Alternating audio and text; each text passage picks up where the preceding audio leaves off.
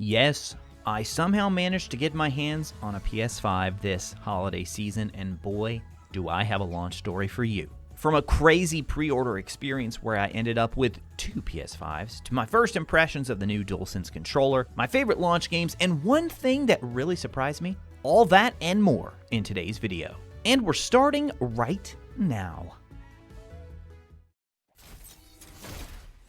Now today we're going to talk about my pre-order experience, the actual arrival of my PS5, the Dualsense controller, the games, and then my one big surprise. Now if you want to jump to any of these points in the video, I'm going to include chapter markers down in the description below. Alternatively, you'll also find links to all these points in the video in the timeline below. People of the internet, Retro Raconteur here. If we're meeting for the first time, I'm just a dad who loves games and the stories they tell. We post videos every week here on YouTube and also stream over on Twitch. So from the very moment Sony announced the price and release date for PS5, everyone knew it was going to be an insanely hard item to find. Of course, they held their showcase event back on September 16th and also announced the price and release date. What happened after that was just a complete fiasco. There's really no other way to say it. Sony told everyone pre-orders would be going live the following day on September 16th, but then Walmart jumped the gun and put theirs up early. Once that happened, it quickly became an all-out free-for-all as retailers started listing their pre-orders at random times throughout the day. Now, I happened to be on Twitter way too much, so I kept my eye out and was quick on the draw anytime I saw these go up for sale. The first pre-order I managed to secure was through Target.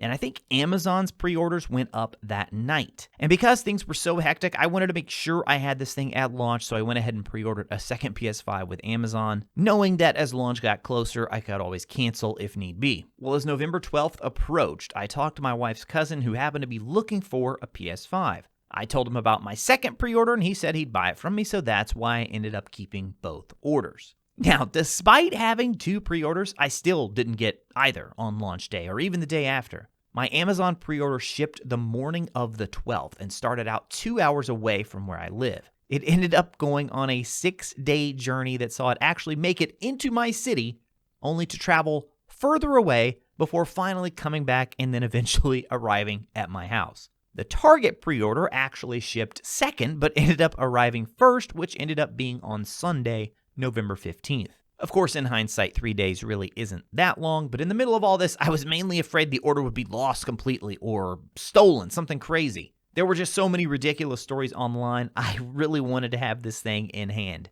In all seriousness though, shout out to all the retail and delivery workers who are trying their best to keep things going in what has been such a crazy year for everyone. Most people out there are just doing the best they can, so make sure you remember that when you're dealing with any delivery workers or retail workers this holiday season, really any time, but especially this year. So once I finally got my PS5, the first thing I was most anxious to see was just how hideous this thing looked in my office. Look, I love Sony and the PlayStation brand, but initially I wasn't a huge fan of the console design, especially compared to the PS4, which was just an absolutely beautiful console, especially the first one. I gotta say though, I found a pretty good spot for it. You can see here kind of behind my TV, but you see it poking out just a little bit there, and it's grown on me somewhat. If you're someone who owns a PC or has built your own PC, it's much closer in size to something like a mini ITX build or even a mid-tower build. Here's a picture of the PS5 next to my Fractal Design Define Mini C case, and you can see it actually makes the PS5 look kind of small here. Of course, next to any home console, though, the PS5 will indeed look like a giant of a console. Once you find a good place for it, though, you'll soon quickly forget about the design anyway and become far more concerned with how this thing runs. Both my PS4 and PS4 Pro were insanely loud at times, especially with graphically intensive games. The PS5 so far, I've never heard it except when a disc is spinning, so far, so good on that front. Now let's get to the Dualsense controller, which has just blown me away. Video game controllers have steadily improved and made slight tweaks and changes to a format that really started with the NES controller back in 1983. Shoulder buttons, analog sticks, rumble, these were all iterations that slightly improved the way we play and experience games. Then in 2006, Nintendo gave us something radically different with the Wii Remote. It was just one of those sensations that instantly made sense when you had it in your hand for the first time. Honestly, I wasn't sure I would ever have that feeling again of something on a controller being so radically different. I gotta say though, the Dualsense has proven me wrong because it's honestly incredible what this controller can do.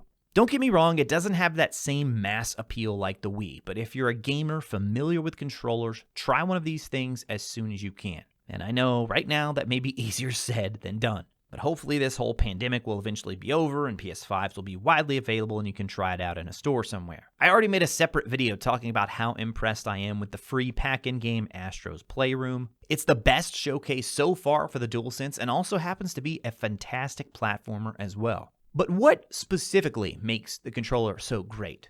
I want to try and paint a picture for you guys out there because I know you keep hearing this. Heck, I kept hearing it before launch. And now that I have it in my hands, I want to do the best I can to help you all get an actual feel for what this thing can do. So, for starters, the triggers. Sony calls them adaptive triggers, and what they're able to do with these things just doesn't even feel like it should be possible. So far, no game that I've played does this better than Astro's Playroom. So just to kind of start as a frame of reference, imagine the PS4 trigger maybe with a little bit more resistance to it, and then imagine that that resistance can change. Imagine that the trigger can actually push back at times. Then imagine as you press down that the trigger can actually change its level of resistance. And it's not just a matter of resistance or no resistance. It can actually change and alter just how much resistance you're feeling. Then there's the haptics. Here it's all about subtlety. From giving you a sense of tiny raindrops in Astro's Playroom to the odd sensation of your controller powering up when you defeat a boss in Demon's Souls.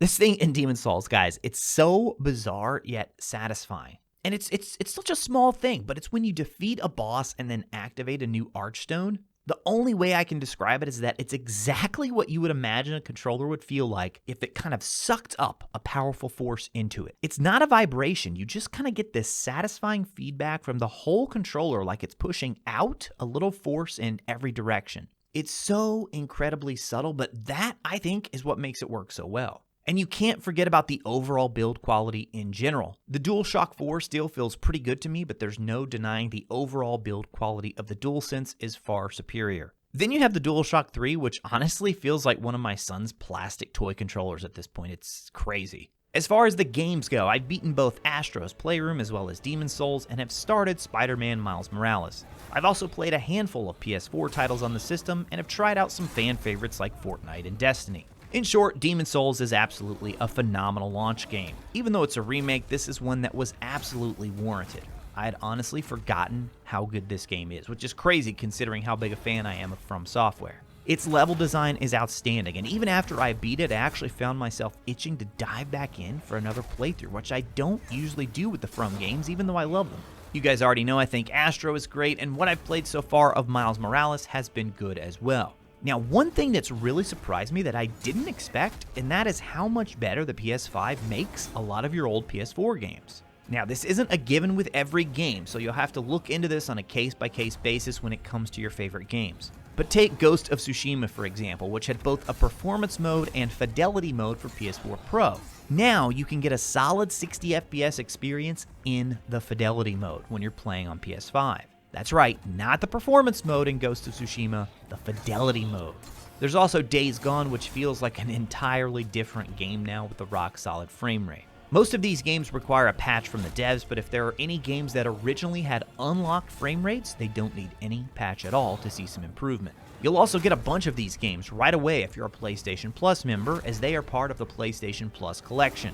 God of War is another that runs better now, but they could actually make this one even better if they patched an update for it. Right now, the only way to get 60 FPS in that game is to run it at its performance mode, which does drop the resolution. Now, this doesn't mean that the PS5 is incapable of running it at the higher frame rate and higher resolution, it's just that they haven't patched it in there. Two big titles that don't see all that much of an improvement, at least right now, are The Last of Us Part 2 and, of course, fan favorite, Bloodborne. Here's to hoping we get something in the future on both of those. As far as any downsides go, the UI has taken some time to get used to. Overall, I like the look and feel of it, but there's quite a bit lacking at the moment. There are no themes or folders. Certain items have moved around from where you'd come to expect them on PS4, and we're still waiting on promised features such as variable refresh rates. If you have an HDR-supported TV, you should know the PS5 will always run in HDR mode, even when playing PS4 games that didn't have an HDR mode. This means those PS4 games are actually being displayed through an HDR container. Now, this is a departure from the PS4, which you may remember would only kick on the HDR when loading into a game that supported it. If you remember that little flicker of a black screen and then the HDR logo would pop up, or vice versa, that's what was happening there. Now, I personally haven't noticed a huge difference, but I'm also not comparing this side by side to my old PS4. You should definitely take the opportunity, though, to make sure your TV's HDR mode is calibrated to your ideal settings. And ultimately, if it bothers you too much, you can always disable HDR from the PS5 menu, which then in turn will leave those old PS4 games looking exactly like they did on PS4, theoretically. All that being said, I've certainly enjoyed my time with the PS5 so far and believe this generation is shaping up to be another amazing one for Sony fans. If you have any questions at all about the PS5, let me know down in the comments. As always, thank you all so much for watching. I'll talk to you again soon.